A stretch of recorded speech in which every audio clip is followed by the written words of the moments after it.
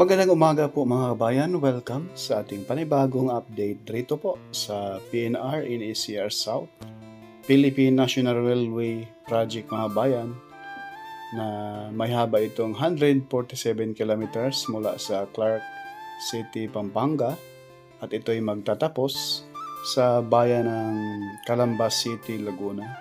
May 55 stations po ito mga kabayan. Ito po ng mga kabayan ang sagot sa lumalalang traffic sa probinsya ng Pampanga, sa buong Kamaynilaan mga kabayan, Bulacan, no? At dito po din po sa probinsya ng Laguna area mga kabayan. Dahil grabe na po ang traffic sa ngayon. So ito ay napakaganda yung project ng gobyerno. Dahil ito po yung malaking maitulong upang maibsan at mapabilis po ang ating pagbiyahe from south to north mga kabayan. Sana po ang ating gobyerno paigtingin pa po ang pag-build ng mas maraming railway sa buong bansa, no? Nang sa ganun po ay mabilis umusad yung ating economy. Kasi once mga kabayan, pag laging traffic, no? Bilyon-bilyon po ang malulugi sa kaban ng bayan dahil sa matinding traffic. Kaya ito po ang sana po ito'y madagdagan pa. Hindi lang po ito ang last. At sana po ay mas marami pang railway ang i-build ng ating gobyerno. Nasa ganun mapabilis na po ang kalbaryo traffic sa buong bansa. Ngayon po mga bayan, comment down below sa mga engineer yung nag-iisang tubo dyan na binaon dyan sa malaking butas. Yan na po yung board pile, no, na binaon dito sa area ng mga bayan. Kung saan po ay halos pang 11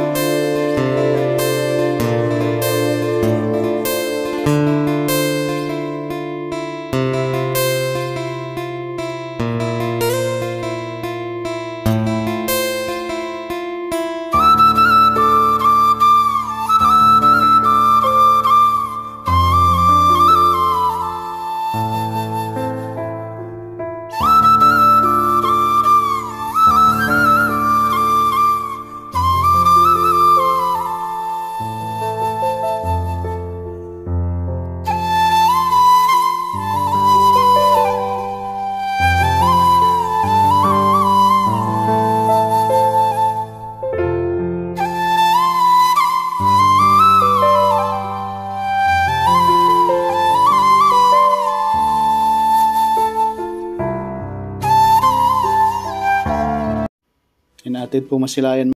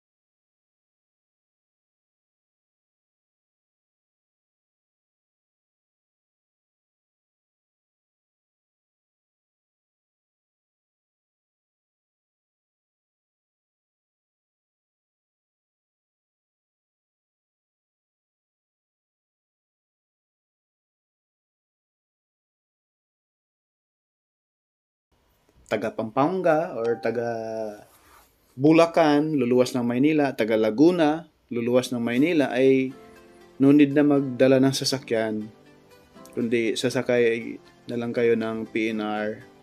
Ay napaka alwa na po ito kasi ang pinaka full speed nito mga kabayan ay 120 kph, kilometers per hour, no? At mayroong 160 to up to 160 kilometers per hour, kaya napakabilis. Kaya kabang-abang po ito at like, share, and subscribe naman po mga kabayan sa ating mga OFW dyan. Sa hindi niyo alam, may malaking project po ang ating gobyerno para mapabilis ang ating pagbiyahe. No? Balang araw, 5 years from now ay matapos na po ito. Hanggang dito lang po mga kabayan yung ating latest update dito po sa PNR NECR South. Shout out po Ma'am Ami Campbell, Ma'am Lisa Torres.